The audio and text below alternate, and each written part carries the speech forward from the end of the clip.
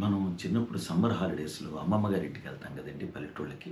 నేను అమలాపురం వెళ్ళేవాడిని. అమలాపురం పక్కన అనాథవరం అని చిన్న పల్లెటూరు. అయితే మా మావయ్య కొడుకు సత్యబాబు అని వాడన్నీ దెయ్యం కథలు చెప్పేవాడు. వాడన్నీ దెయ్యం కథలు చెప్పేవాడు.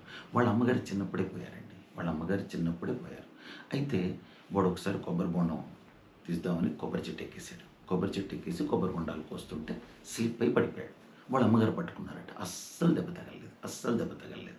అదేంటిది మీ అమ్మగారు పోయి చాలా కాలం అయింది కదా అన్నాను. అంటే మా అమ్మ పోయినా సరే ఎప్పుడూ నా వెనకాలే ఉంటుంది. నన్ను కింద పడిపోకుండా అలా పట్టుకుంది. నాకు అస్సలు దెబ్బ తగలలేదు.